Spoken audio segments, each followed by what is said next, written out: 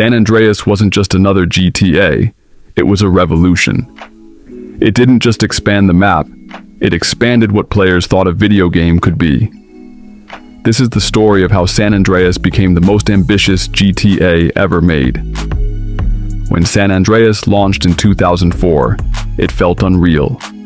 Players popped in the disc and discovered not just one city, but an entire state. 3 full cities, Los Santos, San Fierro, and Las Venturas, connected by deserts, countryside, mountain ranges, and highways. Los Santos captured 90s gang culture.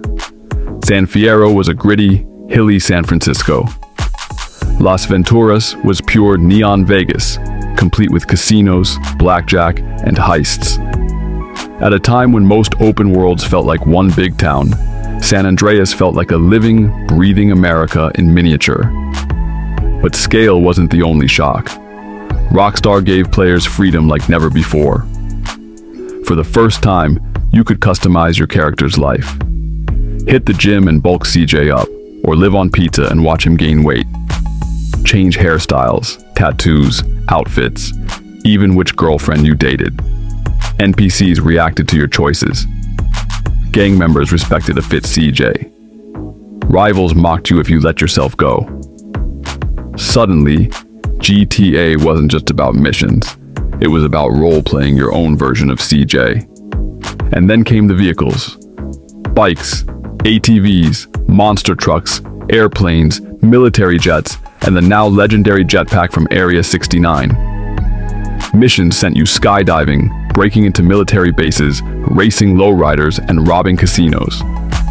The variety was insane. Rockstar wasn't just giving players cars anymore. They were giving them playgrounds. At the heart of it all was Carl Johnson. Unlike Claude, who never spoke, or Tommy, who was larger than life, CJ was relatable. A young man returning to Grove Street after his mother's murder, only to be pulled back into a gang life he thought he'd escaped.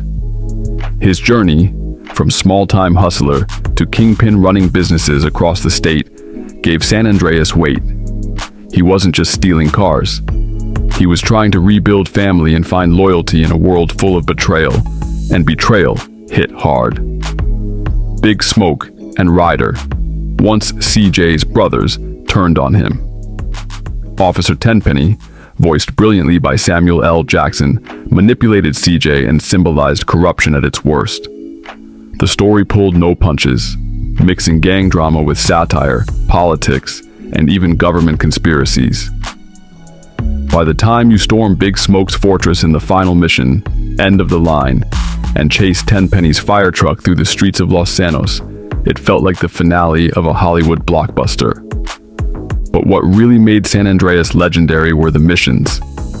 Wrong side of the tracks, with Big Smoke yelling, "All you had to do was follow the damn train, CJ."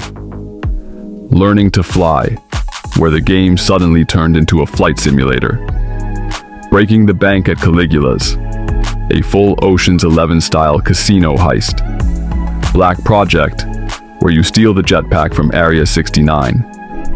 Each mission felt unique, and players never knew what madness was coming next.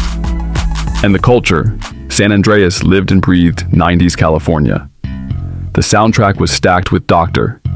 Dre, Snoop Dogg, Tupac, NWA, Cypress Hill, Rage Against the Machine, Guns N' Roses.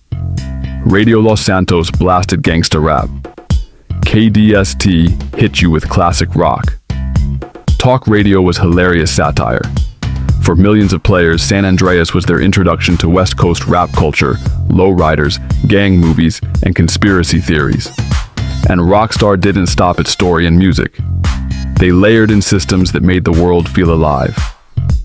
Gang wars let you take over neighborhoods, forcing you to defend Grove Street turf. Dating different girlfriends unlocked unique perks.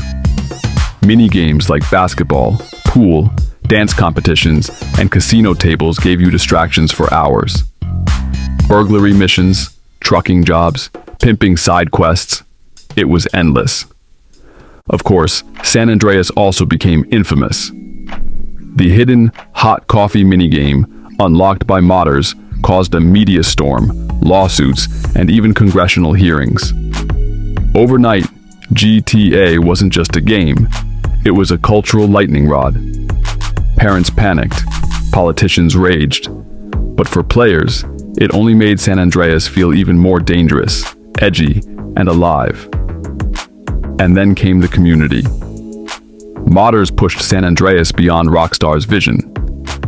SA:MP, San Andreas multiplayer, turned the game into a role-play phenomenon. Servers with cops, criminals, and citizens exploded in popularity, laying the foundation for GTA 5 roleplay and even GTA Online. Without San Andreas modders, the modern RP scene probably wouldn't exist. Even today, the game lives on through mods, remasters, and speedruns. The legacy is massive. GTA 4 borrowed San Andreas' ambition, but with a darker tone. GTA 5 brought back multiple cities, heists, and character switching. All concepts tested in San Andreas. Even Red Dead Redemption inherited its open-world DNA. And GTA 6? Fans are still asking if it can ever match the cultural footprint San Andreas left behind. 2 decades later, San Andreas remains more than a game. It's a time capsule of 90s culture, a technical miracle of its era, and a playground that defined a generation of gamers. From memes like, "Here we go again," to endless mods, San Andreas has become timeless. So here's the real question. Was San Andreas the peak of GTA? Or will Rockstar finally top it with GTA 6? This was GTA Legends Episode 2. Share your favorite San Andreas memory in the comments, and subscribe if you want more deep dives into the history of Grand Theft Auto.